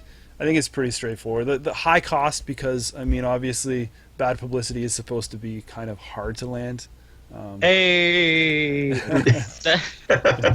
Anytime. Name drop. Yeah. I always feel so cool All right. reading it. All right, transition. Employee strike. This cost 1, and it's 1 influence. Aside, I don't know how this card was balanced at 1, but let's see what it does. The corp's identity text box is blank. Jeez. To me, this is solid card. In a world where In a world. where we pretty much pick our IDs for a reason and build decks around those abilities. Just like Cerebral Static, this card can do a lot of damage. But unlike Cerebral Static, there's not many... Is there any corpse that it wouldn't affect? There are... Grendel. Got him. Yeah, there It you would go. affect Boom. Oh, man, Netrunner And- trivia. I came up What short. is the really bad HP? I know there's a lot of them. Custom So biotics. there you go, custom biotics. I'll take cards not affected by employee strike for 300, Corey. What is Grindel? What is Grendel Refinery? And the next answer is like, who? What? Who? What? What idea is that? And then, sorry, what did you guys say for the other one? Custom biotics. Oh, yeah. Yeah, because it's already, their deck is already pre-built, right? Yeah. It's feel like there's actually... Go ahead. Oh, and next design. Yeah. Yeah, Oh, yeah, there you yeah. go. Oh, so there is quite a few. I can't believe I forgot about Next. That used to be my old baby. Yeah. I can't believe he remembered next. We're gonna be. Yeah. It's So, apart from those IDs that we just named that not really many people in their, mother are playing anymore, like, you are doing damage with Employee Strike. How is this Absolutely. 1? How is this 1 credit? oh man. what's Even using it against... Cerebral? Okay, so we've got, like, 2. controlling the message getting super popular, which obviously they're going to really build their deck around that effect. Like, that's huge. But even just against... I've had multiple games lately where I run it as a 1-of in my null deck right now, and I think I'm dropping it, but I ran it as a 1-of, and just using it against an ETF early, like... that can potentially deny them, 5 to 10 credits for a 1-drop card. Yeah. It's. Yes. I think the last game I played in was against Argus, and it was glorious. Just going in, that's just digging out agendas. Yup. It was just like I'll just take these. It's cool, man. You know what? I don't want to take meat damage or take tags. I'm just gonna take the agenda. That's all I really want here. So, But thanks. still, someone explain to me why it's flip side. It's Evil Twin, Cerebral Static, is 2 to play. It's tagged in a faction that it costs you I think 2 Hollis- influence to play. Yeah, Ooh. Hollis, go Might ahead. have an Tell idea. me. Oh, okay. So I You think in the I'm front gonna be with the honest. glasses. Yes, you. Yeah. So this is what I think happened. I think that they got through like that whole cycle, and they were like, "Man, corp cards are really good. The runners don't have shit." And they were like, "All right, so big box plan. What are we gonna do to give the runner an impactful current that everyone can? I got it." Let's just blank the box of all corp IDs. And then someone named, I don't know, I'm just gonna give him a name. Their name was like, I don't know, Steven. Steven jumped in, he was like, well, I don't think you understand. By blanking all corp IDs, you inherently like dismantle any like plausible corp strategy. And then Damon jumped in and he was like, shut up, Steven. And he canceled Steven's idea and they printed this card. So to Steven, I'm sorry that happened. To Damon, thank you. And to Lucas, thank you. I think there was someone who really hated cerebral imaging. Yeah. And they were just like, how can I make it as awkward as possible to a cerebral imaging player? Well, good thing I have 30 credits and I have a 30 card hand in Player Strike. Oh. Well. I guess I got to score an agenda next turn. Well. Oh, this is going to be awkward. Right. Oh boy. This is a really good current. Yeah, it's one of those currents too that most of the time has a use. Like it will make some sort of impact. It may not always be the best. It's not always the right play. But there's a lot of matchups where it'll be good. Yeah. And it's another one of those rarely like be bad is the thing. Right. Yeah. And it's one of those, like, again, I think it's one of those, you have one card slot or you have one influence, you don't know what to spend it on. You will never go wrong making that one influence in Blade Strike. Yep. Yeah, and you're definitely, when you're playing it, even if the corporation is set up to already score an agenda, you still make them feel bad for a little bit. Yeah. It's still just kind of a slap in the face. Yeah. Yeah, it's not fun. Next on the list is Traffic Jam. 2 to play, totally influence-free. What the heck does this do? Oh, we really should have started. We should have led with this one. This is a bad one to come after these last three. The advancement requirement. Well, this is how we always end them, Yeah. The advancement requirement of each agenda is increased by 1 for each copy of that agenda in the corp's score area. Is this a card? What is this? Astro's limit 1 per deck. I was about to say that. I was like, the one situation where this might have been a thing is gone. Yep. Like, nope. No. Hollis, no. Yeah, it was one of the early attempts at, I think we've got an answer to stall this fast advanced madness. Get ready. And then they were like, nope. Still did you guys work. know that this card came out in the same pack as Clot? Yeah. Oh my god, it did. It did. Yeah. Yep. Well. So it's a card. It's a card, though. It's a card. It is a card. And it does card things. Yep. It's just. By I think that this was. But was this the first neutral current? I don't know. It might because have been... lag time. Actually, no. I'm sorry. Neutral for a runner. Yeah, neutral runner. Yes, it was the first neutral runner current. Oh yeah. So I think that was like a nice, like, subtle, like, hey, how about this? And then most runner players are just like, nah, man, nah. Just put it back in the box. Try again. And they were like, okay. And then they show up with, like, employee strike, freedom through equality, and then it's like, better. we got it. Sorry, we were so hard here earlier with the traffic jam thing. Spoonfunk makes a good point, and I'll credit this. Spoonfunk said that versus CTM decks that use like breaking news EOI, having this card in play makes it so that scoring breaking news is very quickly. Expand EOI for those people that are. Oh, I'm sorry. EOI is exchange of information. It is a card that says you can only play this card if the runner is tagged. And I don't know the exact text. I apologize, but basically it swaps a agenda in the corp score area with an agenda in the runner score area. So of course the idea is you are feeding your opponent, or your opponent steals 2 and 3 point agendas. You score breaking news out of hand, and then of course because the runner is tagged, you swap your breaking newses for the 2 and 3 point agendas. And having a card like Traffic Jam in play prevents your opponent from swapping, but that only prevents it if the breaking news is in their score area, right? Yes. Yeah. So you could feasibly score a single breaking news, swap, then score another one without a penalty, swap, and repeat, right? Is that right? That's I don't the know. thing. Okay. So, like, yeah, I mean, so Astro, right? I don't know. Like, Yeah, I mean, Like, I I don't don't know. know how much there is to say about Traffic Jam. It's very.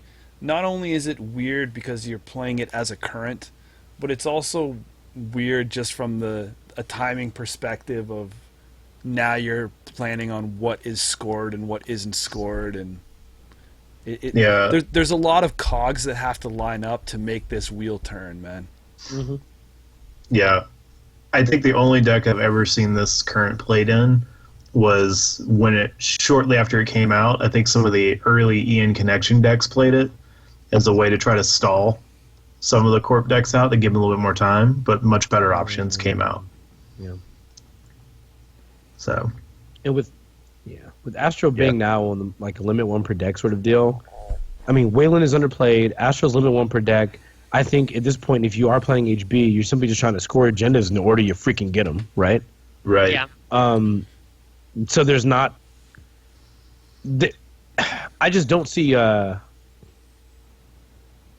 every scenario where I can imagine this card would be useful, I can see scenarios where basically the corp is just simply going to play around it. Like, as an example, just because it costs one more to score an agenda, does that mean that like scoring a bill, overscoring a bill, reduces the point cost? Like, for example, if a bill is 3-2 and it is worth an extra additional agenda point, if you score it as a 5-3, I don't think this card makes it be a 6-3. It just simply means that you can't score it until it's at least a 5-3 or a 4-2. Excuse me. Is that correct? Sounds about Help me right. out with the numbers there. I don't know. I know. I just So- like to say that It's like I think this card is a I think this card was beaten down in playtesting. I would like to think that this card is actually originally supposed to be the requirement for each agenda is increased by 1, and then people were too freaked out about that, and then it kind of got changed to say for each copy of that agenda in the corp score area. It just seems too wonky to have that line tagged on it at the end there. Yeah. Unless they thought it would Yep. compete with the source. Anything else about Traffic Jam? guess. No. Okay. I'm good. This is the point in the show where if we had something to flash on the screen and warn you, spoiler alert for those people trying their absolute hardest to avoid spoilers. Thanks for watching. Thanks for listening. Unless you pause and come back sometime in the future. Giving you some time to tune out. Gone. All right, so we have seen a spoiler for a neutral current, a deadly card that is cost of 1. Interdiction. interdiction. Interdiction. Gotcha. No. Yeah. Damon and his Gotcha. big words. Influence free. The corp cannot res non-ice cards during the runner's turn. Super good. Yeah, how Yeah. funky is this for timing now? This is definitely not going to be a new player's dream. No, absolutely not. But, like, I don't know. I think this is going to really hurt some of the big popular decks. Like, this is going to really hurt NEH, who's just now getting excited about advanced assembly lines and being like, oh, hey, you know, on the runner's turn, I can get my NEH draw with advanced assembly lines. So, Yeah. I don't Runner's know. gonna- That's one of my Runner's going to things. interdict all over that. Mostly because I just started playing that deck, and Let's also bring up that the artwork is really freaking sweet on this Yeah. card. Yeah. Superman pose. It's true. So, Yeah. sorry, I have to chime in with That's my some, here's my weekly art. That's like Halo 3 Yeah, shit. it's pretty cool. It's gonna be a really interesting card, and the fact that it's influence free. But how did that's this awesome. card get balanced like this? Like this is doing something very, very crazy. And to cost 1 to be no influence, like are we just throwing caution to the wind here now and just saying all the old rules of currents are out the window and we're just gonna cost them how we see fit? Well, I mean, I guess you look at some of the power levels, some of these cards coming out in this cycle, because then you look on the corp side, right, and you've got things like hard-hitting news, boom, boom. And then there's this card called boom that just ends the game. Yep. So, I mean, it looks to be that there are some really swingy cards. But, again, we've only just, started in this cycle. So there's lots of things that hasn't been revealed and shown off. But if cards like this are what's going to be popping up, I'm just excited to see more. Absolutely. Hollis, anything from you on this one? I mean, in a lot of the big glacier decks that we're seeing that primarily run off, the asset-based econ, where it's like Breakaway Grid, where it's Adonis campaign, Eve campaign. Someone mentioned like hostile infrastructure decks, pad campaigns. Generally, the best case scenario with how you want to use those cards is you want to res them at the end of the runner's turn. Turning that off means that now there's almost a negative effect. Like the corporation has to, here's the word everyone loves, preemptively. The corporation basically has to res those cards prior to their turn, on their turn. They give the runner a turn to respond to it. Yeah, so like the advantage that was there before is kind of taken away. Now in the case of Breaker Bay Grid, sure, like they're not spending any money, but they also haven't gained anything yet. So it's balancing that unique power level where you have asset-based decks or asset economy-based decks that are resing Adonis and Eve and other forms of economy very, very inexpensively on the runner's turn with no negative effect. It's now saying, all right, well, now if you do that, number one, now you can't do that, and if you want to res it on your turn, well, they get a turn to trash it before you gain anything out of it, which is fine to me. Yep. I love it personally. Yeah, do you think this will see a lot of slots over some of the other currents that we've seen? And here's what's good. I think it'll see a lot of play when it releases. And then I think that roller coaster. Yeah, right. And then I think we'll see whether at that moment this card comes out, how the corp decks are developed, whether it finds a permanent slot in decks. Yeah. I think it might be really similar to the Clot effect, where Clot comes out, and so a ton of people suddenly stop playing Fast Advance, and then no one's running Clot anymore. And so I think it's going to be kind of like that. I think when it first comes out, people are going to be like, oh my gosh, I can't do Breaker Bay Eve anymore. I'll take all these out of my deck, or something like that, and then people are just going to end up not running Interdiction after that. Yeah. That's at least a possibility. I don't know. No, I very much agree that it's going to be that similar phenomenon where basically the meta might shift initially, and then after it shifts for a bit, I think what's going to happen is that people are going to drop Interdiction, and they're going to start realizing there's dominant corp decks in the meta that are very specific and high impact with their IDs, and then they go back to Employee Strike, because I feel like Employee Strike is the constant of all runner currents, right? It's the one that everyone ping-pongs back to, depending on the meta. And so I think what's going to happen is people will play these niche ones, and then they'll go, all right, we're really tired of this ID. It's really annoying. I'm just going to play Employee Strike and just cancel it. I'm tired of it. Yeah. Absolutely. Hollis, where are neutral currents rated on your strength scale? Do you have a tier higher than A? Oh, yeah? You think they beat the Anarchs, huh? I think so. I think that they're the highest impact currents, and they result in directly into the most wins if you play them. I agree with that. Yeah. Yeah, absolutely. Straight up good. All Yeah. right, so let's do the quick roundtable. Final thoughts on runner currents in general. Favorite or top current.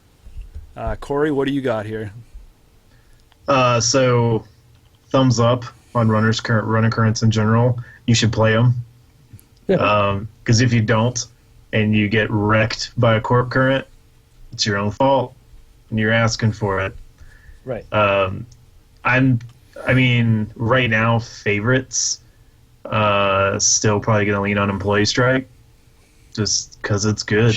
It's good. it's just a constant. It's so good. Yeah. I mean, it's definitely one that if you've not played with, why have you not played with it? But try it. Give it a shot and see. I mean, it's not going to work in every game, but man, when it comes through for you, you're glad it's there. So it's a good one to play around with. Hollis, Think about high. Well, no, I completely agree. Think about. This is an example. The new HB identity coming out, the Architects of Tomorrow. That discount is like, granted, I know that rezzing on the corpse turn has never really been super successful, but a discount of 4.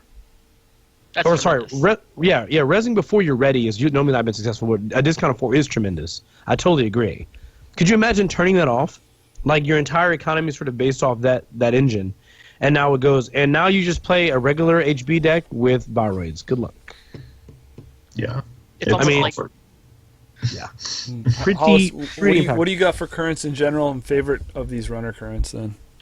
Currents in general, I think that I also agree. I think that Employee Strike is a constant. I think it's going to be the go-to in most cases if you have the slots. The other one that I think is underrated or undervalued the most are going to be things like Hacktivist Meeting. I wish I was played more.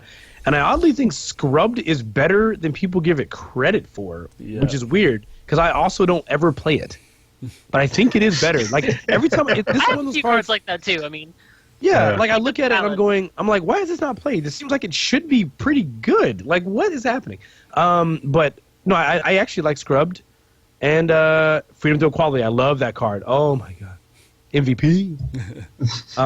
I do think that as the game changes to where more and more corps are playing these high impact currents, I think it's going to become a necessity that each side, corp and runner, are playing currents because there's just so many high impact ones that we've seen or that are coming. So, Yeah. even I think that is absolutely accurate in the sense that even if, for whatever reason, even if you cannot find a single current that you like running for the currents effect itself, you have to run something to turn off a corp current.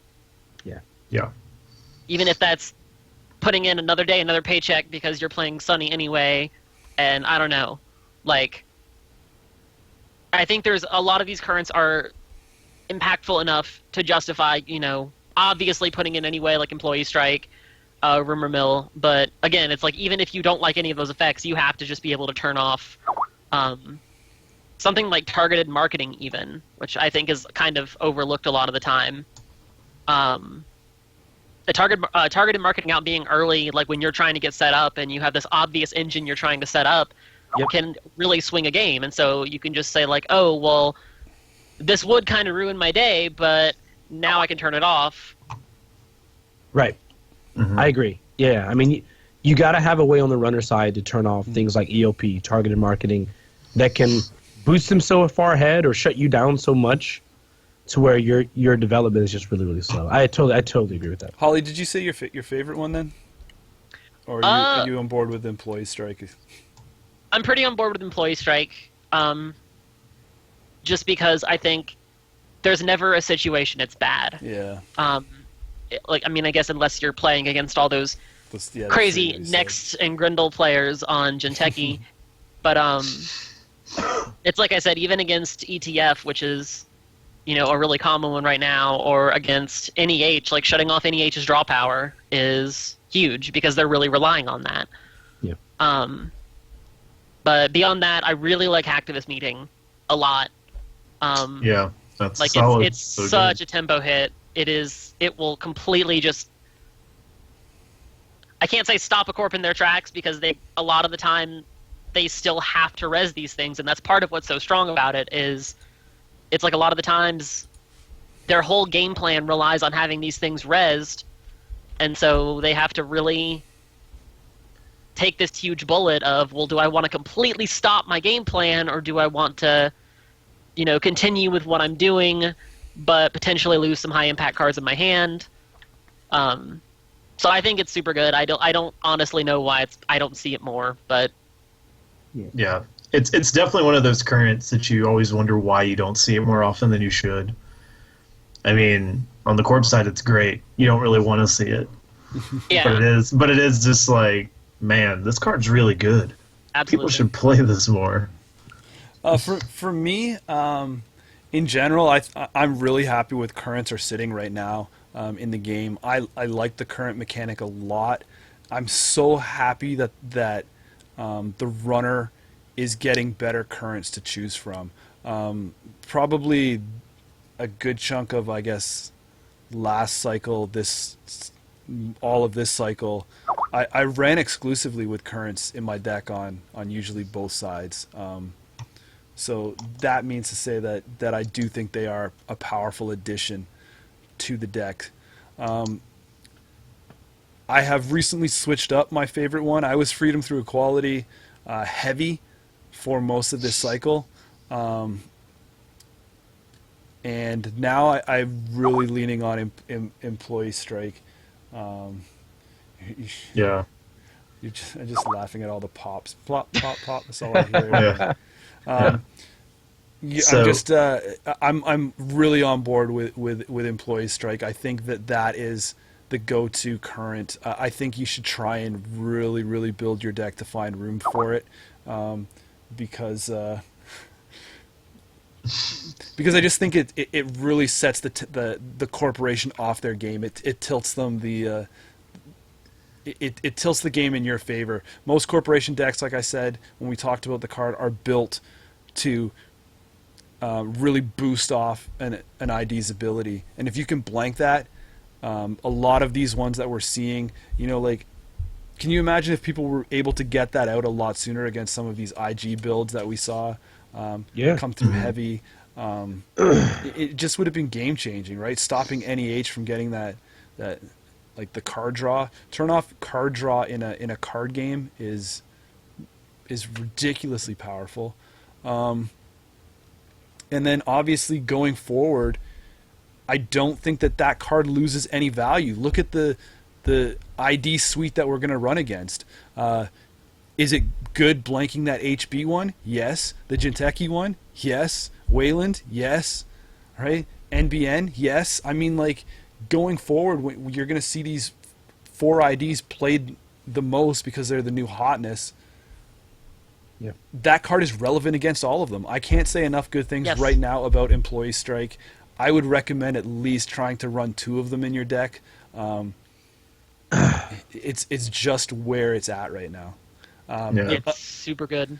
Unless you are sitting in Anarch, then you have more choices available to you, and you'll pick the one that accentuates your ability more, whether that be because the rumor mill is free to include and you just want to turn off all those other popular cards. I would probably recommend what Hacktivist can do over rumor mill. I do, like Holly said, I don't know why that card isn't played more often, because it does so much work for you if you can see it early enough, and because it's in faction, you can afford to have multiple copies sitting there. So that's my breakdown on the current world. Highly recommended. I love this mechanic for the game. Can we all just agree that just make just to state or ask FFG when are the other factions getting currents? Can we please get another Shaper or Criminal current? They should all have 2 by now at least. That should be This mechanic has been out for long enough. This is not a recent mechanic anymore. No. Yeah, I just think it's one of those, it would be cool if they kind of kept pace, but then when you look at the breakdown and you're like, Anarch has 5, and everyone else has 1. It's kind of ridiculous.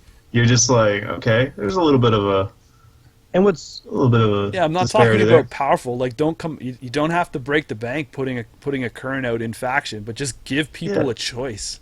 Give give the people a choice. It's what they I would want. have expected. What I would have expected, honestly, though, if you look at the Are way you going consoles, into a real talk segment? you know what? Screw it. Yeah, it is. It's real. Here Oh, it comes. Here it comes, baby. Okay. Yeah. So when I look at the breakdown of like how they do how they do consoles, like a lot of the consoles, an obvious like something that's exempt to this is something like Desperado, where it's like universally good.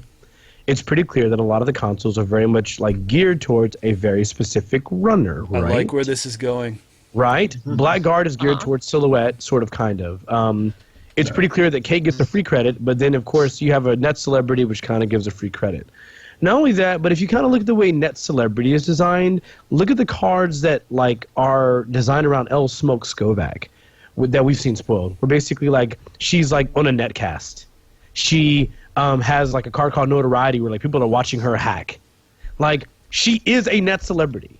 And so, like, it feels like there's definitely room enough to where, like, the currents in the game, not only thematically, but, like, mechanically, match very specifically, like, a particular faction or a particular runner or even then just a particular archetype.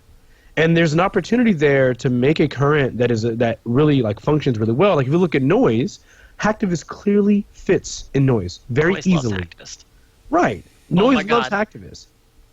I played a lot of Noise for a while, and I just threw in Hacktivist as a one-of.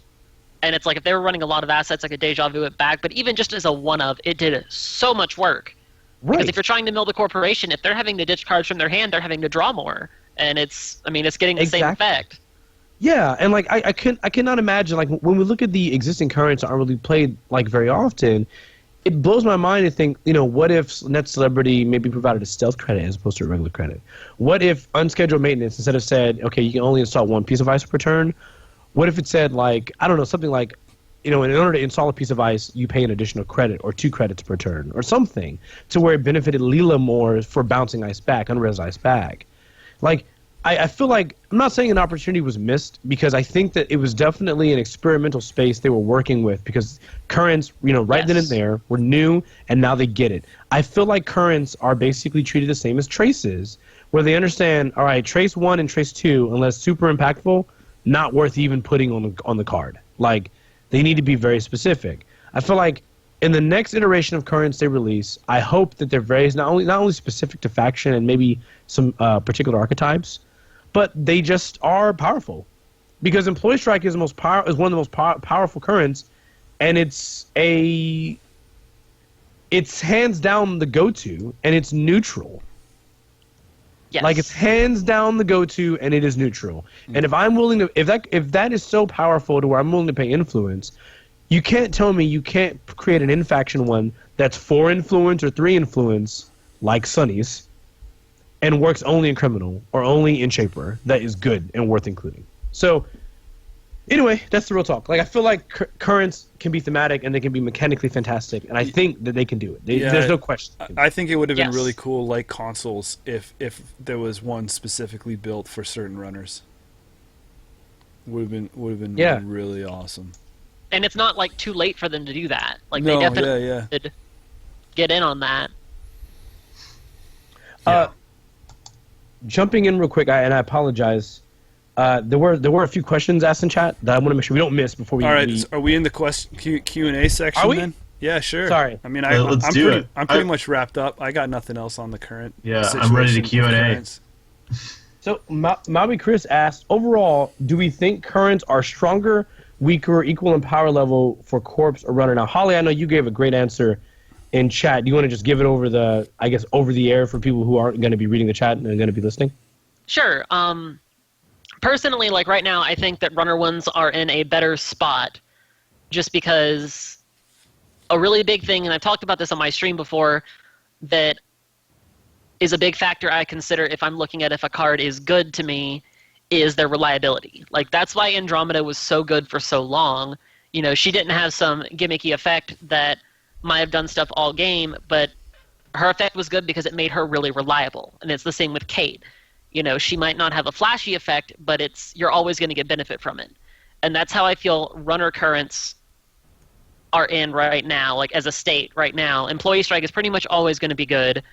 Hacktivist meeting is pretty much always going to be like good to throw in no matter what your archetype is. And they can, most of them, not all, but most of them can go in a variety of different archetypes.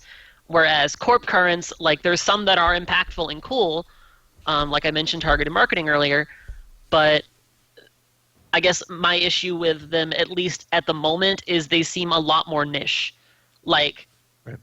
Clones Are Not People is the corp version of Freedom Through Equality, like ignoring faction, just looking at the mechanic. But even in that faction, like it's not used very often unless you're really basing a deck around it. And so I think runners have stronger currents right now just because they're a lot more reliable, they're a lot safer, they'll be better in just a bigger variety of situations. Yeah. Yeah, thumbs up there.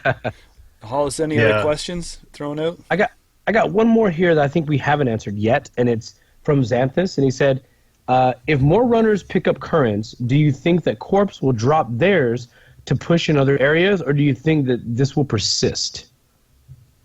To me personally, I'm in the mindset that if one side is really pushing currents, the other side needs to include them so they don't get caught without the ability to clear it. Absolutely. Mm-hmm. Yeah, because there's some of those currents, if you're hit and your only way to get rid of it is to score an agenda, and that current's goal is to shut down... Stop you from scoring an agenda. Yeah, stop you from doing it, or to shut down like your defenses to allow you to score agendas. You're gonna have a bad time. It's not gonna be good. So, I think the game's gonna constantly have that like push and pull now.